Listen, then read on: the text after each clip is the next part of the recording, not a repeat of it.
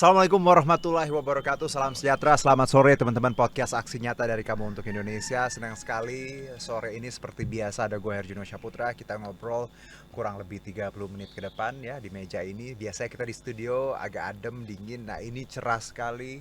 Kita ada di alam, Sekolah Alam Bambu Hitam di Kabupaten Bogor. Seperti episode-episode sebelumnya. Dan tentunya Sekolah Alam ini message-nya tadi nggak hanya ngebangun soal akademis ya, tapi hal-hal seperti leadership, attitude, soft skill semuanya di sini diakomodir. Jadi kalau kita lihat ini sebagai salah satu alternatif kalau teman-teman mungkin punya saudara atau buah hati pengen sekolah alam, why not? Ini salah satu yang bisa kita coba karena di episode sebelumnya udah pernah ngobrol kan soal gimana sebenarnya sekolah ini. Nah, backgroundnya tetap masih kelasnya, tapi nanti bahasan kita agak berbeda, bukan soal sekolah alam atau juga pendidikan, tapi masih ada relate sama hal-hal yang terkait dengan literasi pendidikan. Nah, seperti biasa sebelum gua mulai, gua mau ngingetin juga buat teman-teman, silakan akses kita di banyak platform, ada Instagram, Facebook, Twitter, YouTube, semuanya @partai-perindo. Tinggal di gampang, pilih aja, cari di mana aja. RCTI Plus, Okezone, Sindo News, inews.id, dan pastinya di websitenya Partai Perindo. Dan seperti biasa kita juga akan bagi-bagi e-voucher masing-masing Rp100.000. Lumayan untuk beli online ya, masukin keranjang, check out Rp100.000. Ini untuk teman-teman yang kasih 2-3 kalimat komentar soal bahasan kita hari ini, monggo.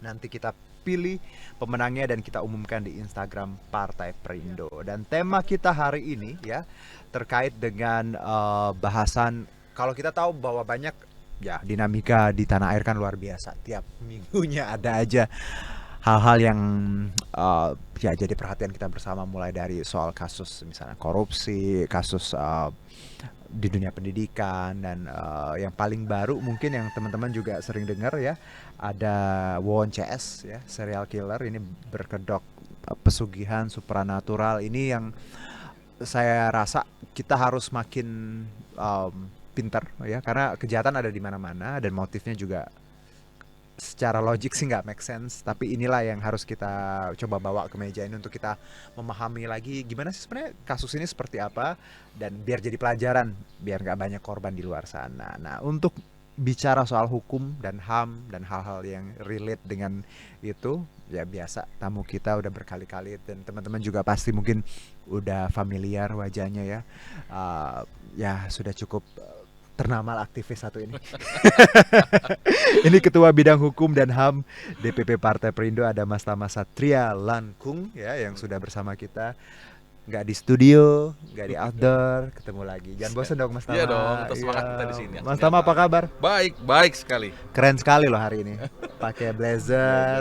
Cuma cuacanya panas. Bener. Saya kira karena alam teduh Bukan ya. lumayan juga. Karena sudah agak sore. Sudah ada siang. Benar. Ya. Jadi memang ini. Tapi selamat datang di Sekolah Alam. Ya. Tapi ngobrolin Sekolah Alam ya. Waktu masuk, waktu datang, impresinya gimana pertama kali? Seneng banget sih, karena kiri ini hijau dan tempatnya juga menyenangkan sih. Tenang juga, ada suara-suara burung. Ngebayang nggak sih Mas? Memang tadi kan aku ngobrol juga sama ibu guru segala macam, bahwa di sini tuh memang anak-anak benar-benar aktivitasnya 60% outdoor. Benar-benar misalnya harus olahraga, terus main tadi tanah, main Seru sih, karena kalau saya Paulo Freire ya, yang ngomongin soal dunia pendidikan, itu dia bilang anak sekolah ini kan memang tugasnya itu bermain ya, anak sekolah dasar itu ya. Nah, kemudian yang habis waktunya sama les dan lain-lain ya, saya setuju kok dengan konsep yang memang mereka jadi belajar, mereka bermain juga, dan bersosialisasi, itu yang paling penting. Dan menarik tadi Mas Sam, yang juga kita obrolin bahwa kita nggak di sini, mereka bilangnya nggak hanya akademis, tapi leadership di sini dibangun itu terus, inisiatif. Aku sampai gini, kalau bisa sekolah lagi saya mau sekolah di sini lagi. Tapi semoga ya Mas Tam, pendidikan kita di tanah air makin baik. Sekolah alam nggak cuma 1-2, makin banyak.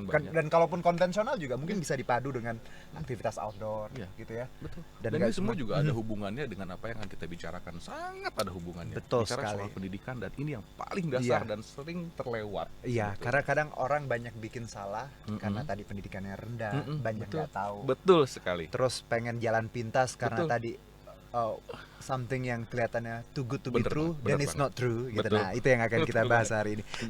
Bicara serial killer. Tapi sebelumnya Mas Tam, Mas Tam gimana nih kegiatan so far, seperti apa selain wawancara di berbagai MNC News Prime, MNC News Now, apalah banyak sekali. Kalau kegiatan sudah pasti yang pertama ngurusin partai ya, artinya dari isu hukum, bidang hukum, bolak-balik ke pengadilan juga karena sudah banyak juga yang melakukan gugatan-gugatan biasalah soal perselisihan partai.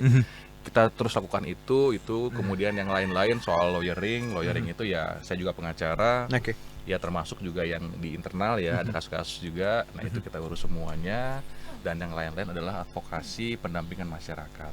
Misalnya ada korban-korban kekerasan seksual. Iya, ini yang aku sering dengar sekali. Mas Tama sering mendampingi dan juga banyak sekali case yang dihandle. Betul. So far seperti apa? Semuanya sih berjalan baik ya. Memang ada 1-2 yang memang mindset dari penyidiknya itu belum berpihak kepada korban. Tapi sebagian besar sangat kooperatif. Bahkan yang paling terakhir itu ada pelaku pemerkosaan atau persetubuhan terhadap anak ya di bawah umur itu divonis 12 tahun dan dendanya sampai dendanya miliaran rupiah. Jadi didenda. Jadi sudah diputus oleh pengadilan. Jadi nggak bisa main-main sekarang ya. Ada anak kena persetubuhan kemudian bisa sampai 12 tahun. Ini yang kita bilang kedenda ini hak ini ya, yang restitusi. Ya, ini yang ganti rugi. Something sebenarnya udah ada, cuman ini karena kita kemarin undang-undang baru disahkan, ini salah satu yang di-highlight ya. Oke, Mas Tam, selain kekerasan seksual kan ya banyak sekali, silih berganti dan ini jadi pelajaran kita bersama. Kalau bicara item ini, Mas Tam, apa sih yang harus kita lakukan sebagai bangsa Indonesia biar ya paling nggak meminimalisir adanya kasus-kasus serupa? Yang paling pertama sih lingkungan keluarga ya. Jadi keluarga ini kalau saya lihat dari perkara demi perkara, saya berkesimpulan hampir nggak ada tempat yang aman buat anak hari ini. Karena pelakunya adalah kadang-kadang ada pamannya, bahkan orang tua kandung, kemudian tetangga sendiri, ada juga guru, ada juga misalnya pimpinan pesantren, ada juga yang di keagamaan lain, artinya nggak semua ininya, agama-agamanya juga ada. Itu terjadi. Jadi memang ini yang paling pertama harus dibenahi, lingkungan keluarga, terutama orang tua. Ini yang paling penting. Terakhir misalnya di Tangerang, bisa dibayangkan anak usia 6 tahun itu kena pencabulan. Selaput darahnya sobek, sudah ada hasil visum. Bayangkan, anak 6 tahun tuh ngerti apa sih? Ini jadi korban. Jadi ini yang menurut saya sedang darurat sih, dan memang Partai Perindo ngambil sikap juga di situ. Kita kasih pendampingan, kita kasih perlindungan, bahkan juga ada yang kita siapkan safe house. Jadi ada yang memang pelakunya adalah keluarga, dia nggak tempat tinggal, kita kasih safe house. Jadi memang udah sejauh itu kita bertindak. Tapi ini luar biasa langkah yang diambil Partai Perindo dan teman-teman bersama Mas Tama juga, bahwa kita tidak hanya tadi berkomentar dan membantu mereka mengambil haknya, tapi kita juga tadi menyiapkan safe house, hal-hal yang istilah perintilannya, bantuan psikologis. Benar. Kita kerjasama sama P2, TP2A. Jadi ada yang kan kadang-kadang korban ini psikologisnya terguncang, terganggu. Nah itu kita kerjasamakan, ada yang sudah mulai konseling, pemulihan, karena kita berharap nggak hanya orangnya dihukum, tapi korban ini bisa kembali ke masyarakat. Betul. Dia harus sehat secara mental. Ini penting juga. Wow. Jadi semua dikerjakan dan lagi-lagi bahwa ini PR kita bersama, Mas Tama ya, dan tidak hanya Partai Perindo ya, harusnya pasti ya bangsa, dan kita dimulai dengan Partai Perindo, dimulai dengan kerja kita dan hal-hal ini. Selain kekerasan seksual, sekarang kita ke item yang jadi pembicaraan. Saya pun geleng-geleng dia baca beritanya. Betul. Pesugihan, pengen cepat kaya instan, menggandakan uang, akhirnya berujung maut. Dan tadi kalau dari kasus Wawon CS ini kan terus berkembang, korbannya juga diperkirakan bertambah, dan nggak cuman orang lain yang korban, keluarga pun, istri dan anak juga. Kalau kita lihat fenomena ini, Mas Tama, apa sebenarnya yang terjadi di masyarakat kita? Yang paling pertama ini soal pendidikan. Makanya kemudian tadi konsep pendidikan, kenapa kita butuh tempat yang baru, tempat yang fresh dan lain-lain. Ini soal pendidikan. Kita bisa bayangkan, jangankan perkara yang Wawon, perkara-perkara yang lain kalau kita ingat, misalnya ada perkara Dukun AS. Itu tahun 98, itu korbannya 42 orang yang meninggal. Wawon kan 9, ini 42. Terus kemudian misalnya Baikuni. Baikuni itu anak, 14 anak. Betul. Itu 2000 sampai 2008. Betul. Itu dihukum seumur hidup tahun 2010 ya. Terus kemudian Rian Jombang itu juga udah dipidana mati walaupun belum eksekusi ya. Itu pun juga sama. Apa sih motifnya? Salah satunya adalah bagaimana seseorang ini memahami soal situasi ya. Situasi dalam arti begini, mau instan, dia percaya sama yang namanya penggandaan uang. Bisa dibayangkan ya. Satu lagi ada yang menggunakan ilmu hitam. Benar. Ya, itu kan juga motifnya. Tadi ada bahasa pesugihan dan lain-lain ya. Itu sama. Di dukun AS pun juga sama. Namanya dukun. Ya.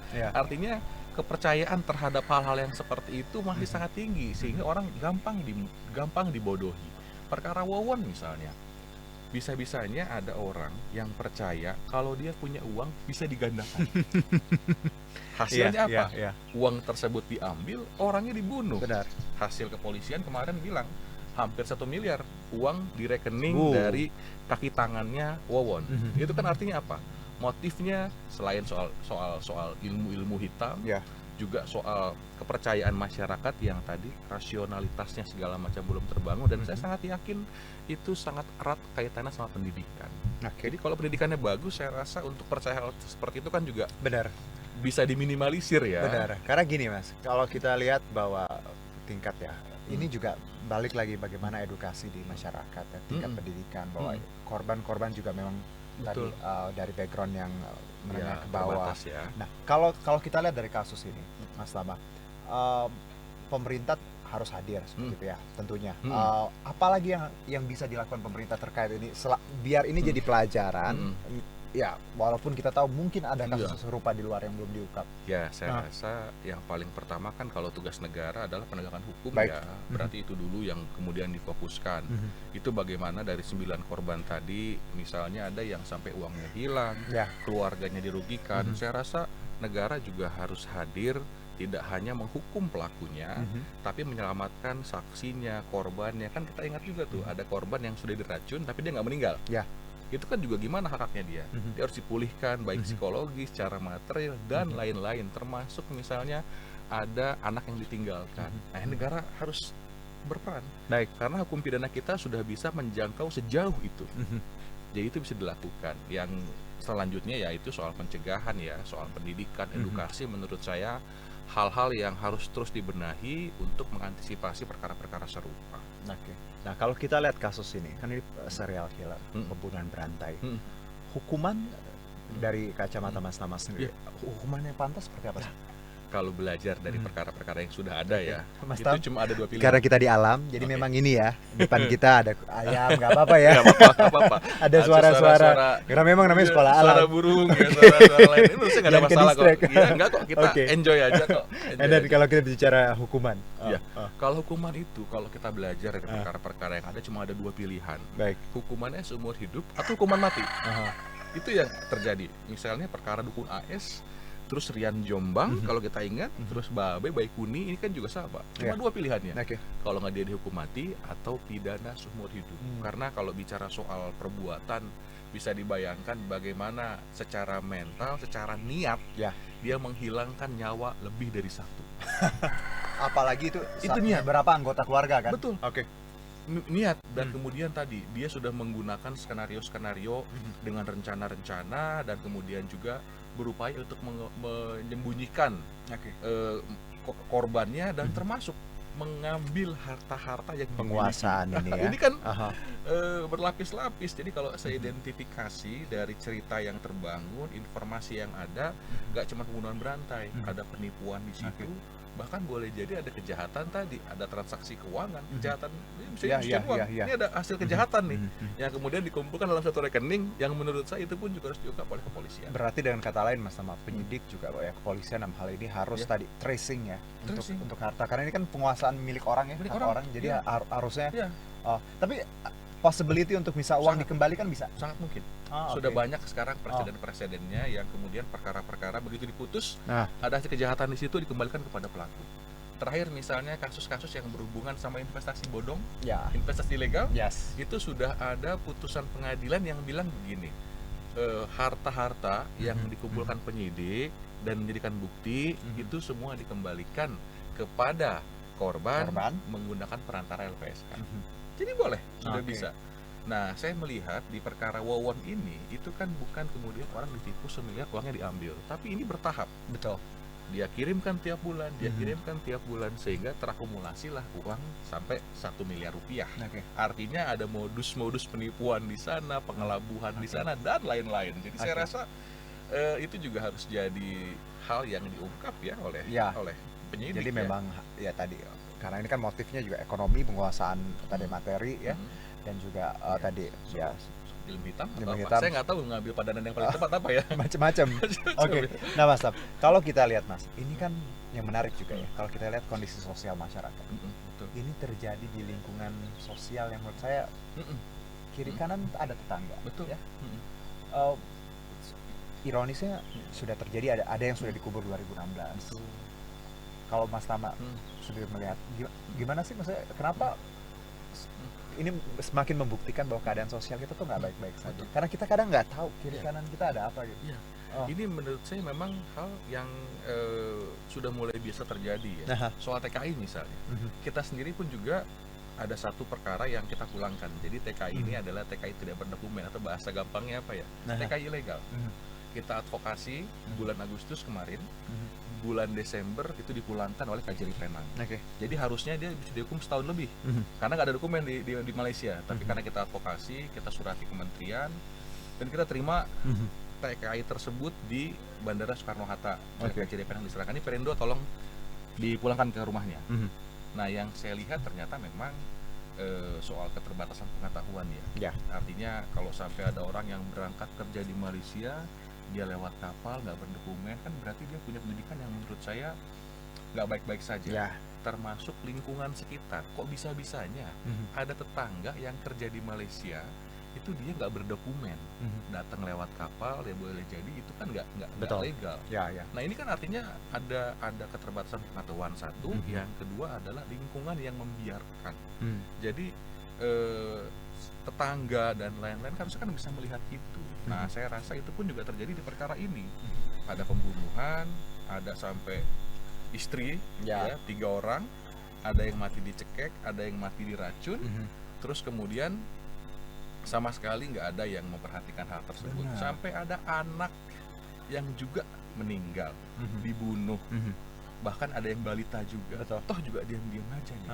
Apakah tetangga nggak merasa kehilangan dan lain-lain? Saya rasa atau tidak menaruh curiga gitu ya. Itu kayak semacam merubah kultur atau kebiasaan orang-orang di Indonesia ya. Yang biasa kan kalau tetangga saling sapa, siapa yang pulang malam ketahuan, Pak RT mengingatkan kalau ada masalah dan lain-lain. Saya rasa kehidupan sosial yang kemudian bergeser, yang menurut saya juga ini sesuatu hal yang perlu diperbaiki sama-sama sih, untuk mengembalikan budaya kita seperti dulu lagi. Baik, dan ini jadi perhatian kita bersama Mas Tama, bagaimana tadi. Nah kalau motif satunya Mas, ini kesuksesan ya. Jalan pintas lah menggandakan uang, cepat kaya gitu ya. Dari tanggapan Mas Tama, ini ada apa sih di masyarakat kita? Iya, saya rasa faktor paling besar soal pendidikan tadi. Bagaimana kemudian secara rasional itu dia selalu bisa mempercayai kemudian ada uang yang dia dapatkan bisa digandakan. Padahal secara teknis itu kan yang namanya uang ada nomor serinya.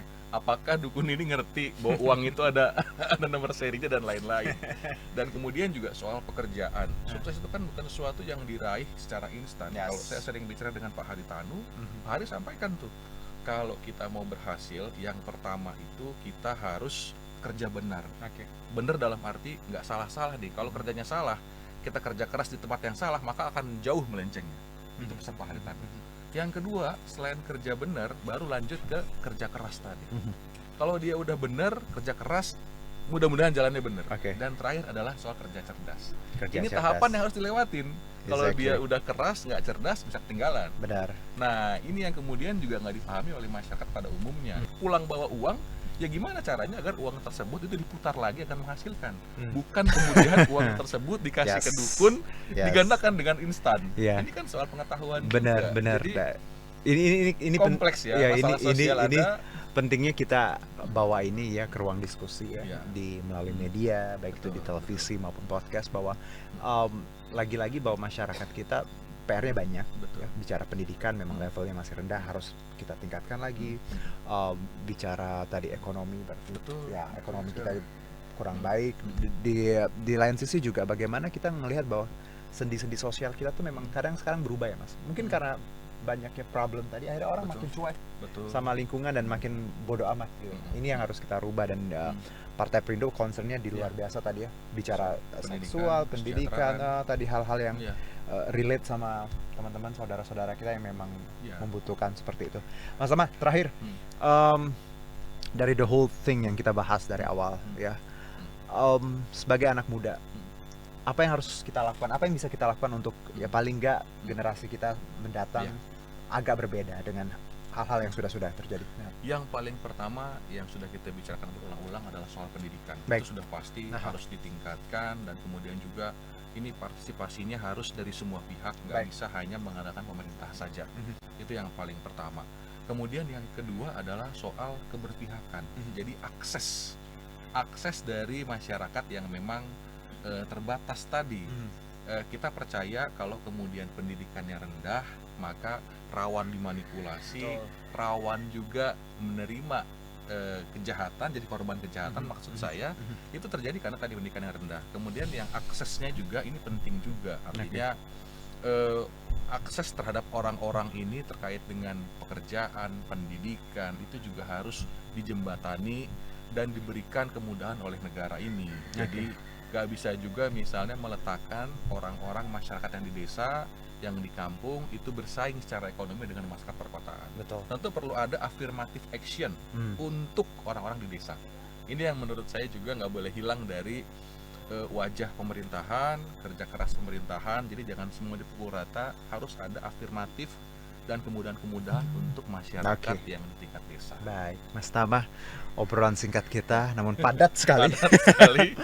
Merangkum banyak poin ya. Tapi terima kasih sukses untuk Mas Tama. Tapi sebelum kita tutup, ini berkaitan dengan Partai Perindo, kampanye aksi nyata dari Kamu untuk Indonesia. Ini relate banget dengan movement yang dijalankan Partai Perindo, dan ini sebenarnya bukan nilai-nilai cuma Partai Perindo. Teman-teman juga harus punya nilai-nilai yang sama, bahwa produktif, solutif, modern, bersih, berintegritas, peduli, dan turun tangan untuk Indonesia sejahtera. Anak-anak muda di luar sana harus punya value yang hampir sama dengan value yang kita punya di Partai Perindo. Dan Partai Perindo memanggil putra-putri terbaik Indonesia untuk konvensi rakyat. Boleh daftar, silakan untuk semua level, bacalek di tingkat kabupaten, kota, provinsi, dan RI. Caranya gampang, konvensirakyat.com, tinggal pilih di situ.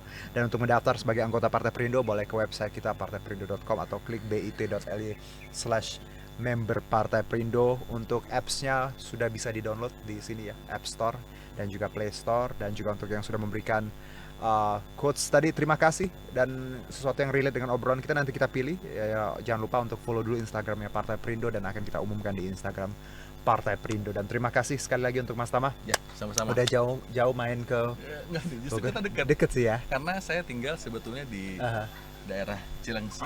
Saya yang jauh. 30 menit. Saya dari Tangerang. Jauh dari Tangerang dan harus kembali ke kantor. Betul, bukan lagi. Baik, terima kasih untuk Partai Perindo juga yang selalu bergerak dengan aksi nyata. Semoga Partai Perindo semakin sukses dan maju terus untuk Indonesia sejahtera. Saya Herjino Syaputra, salam aksi nyata dari Kamu untuk Indonesia. Bye-bye. God bless.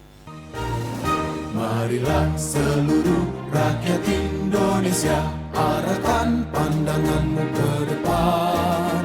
Raihlah mimpimu bagi nusa bangsa, satukan tekad untuk masa depan.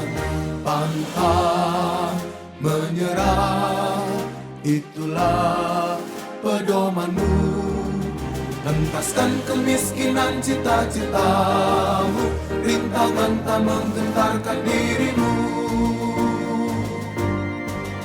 Indonesia maju, sejahtera tujuanmu, nyalakan api semangat perjuangan. Dengunkan gema, nyatakan persatuan.